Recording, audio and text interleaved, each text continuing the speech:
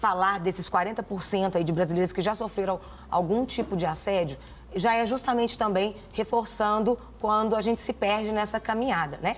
Não teríamos nem que ter esse tipo de problema.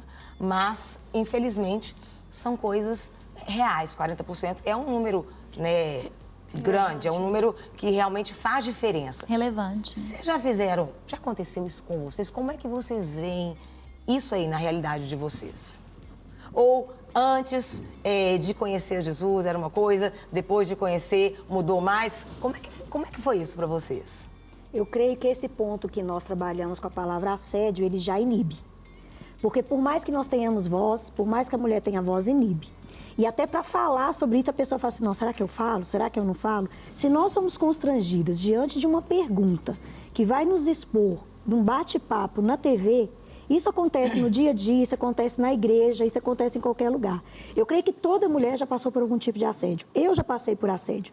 E era diferente quando eu passava por assédio antes de conhecer a Cristo e quando eu passo por assédio depois de conhecer a Cristo. Sim. Porque o comportamento, Provérbios vai dizer isso, o insensato, ele continua na sua insensatez até o final dar em ruína.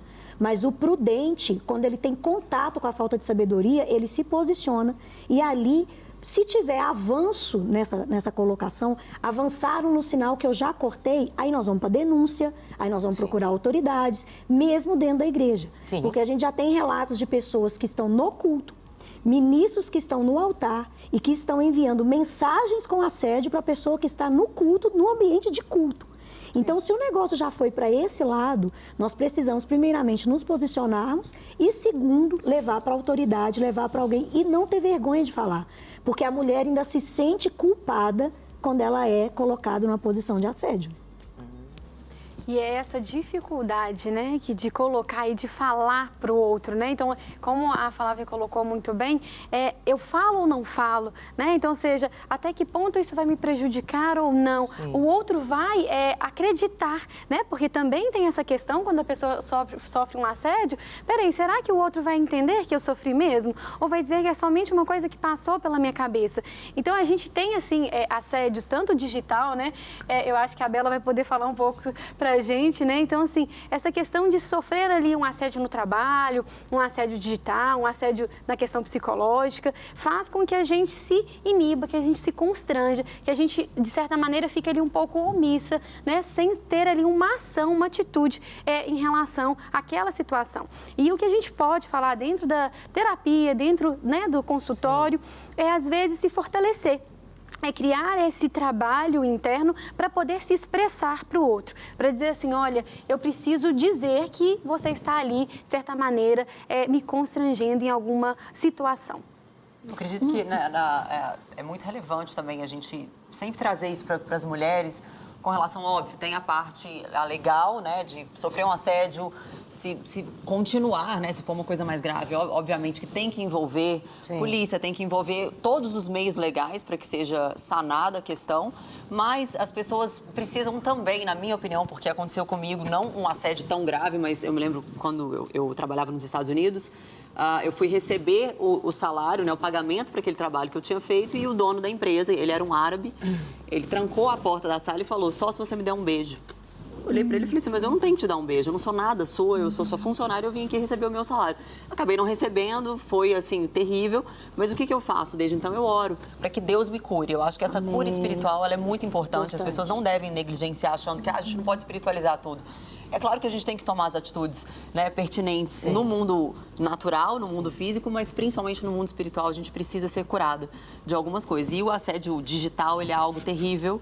Isso me preocupa muito com relação, eu sou mãe de 2 meninas e a gente sofre sempre, né? Você vai abrir, eu parei de abrir inbox por causa disso, porque às vezes tem uma foto lá de uma pessoa nua.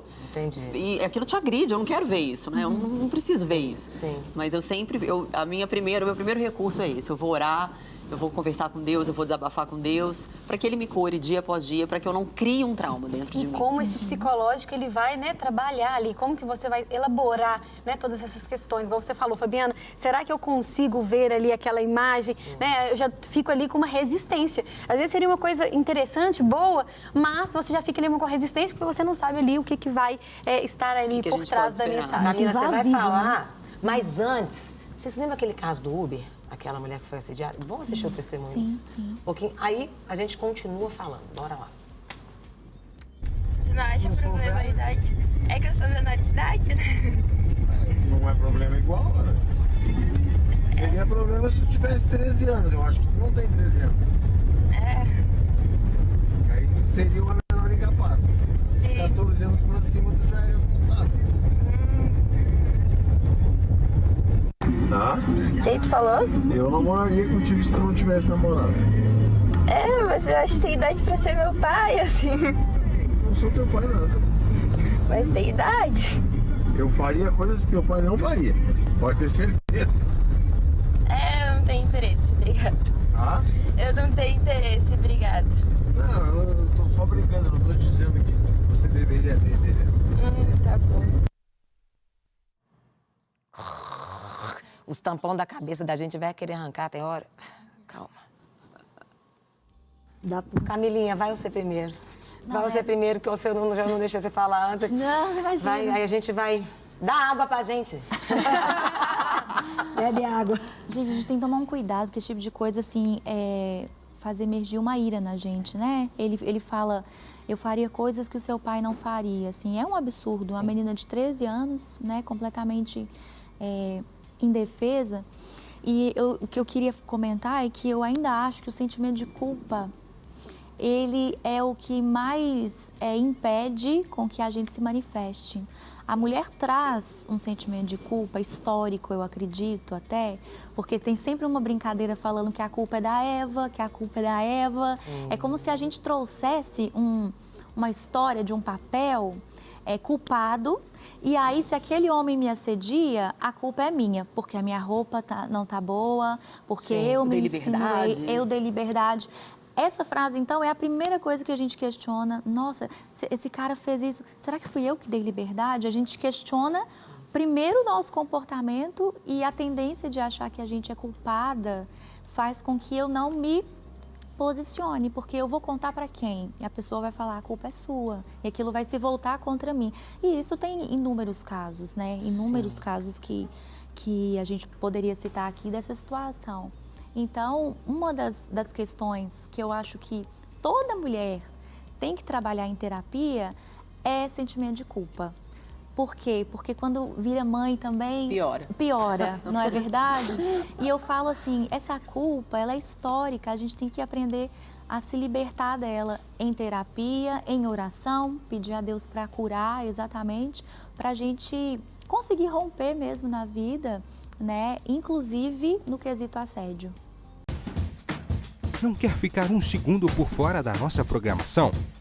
Agora você pode nos acompanhar através das plataformas digitais. Não perca tempo, acesse, curta e siga-nos. Fique por dentro de tudo o que acontece por aqui. Rede Super, inspirando você.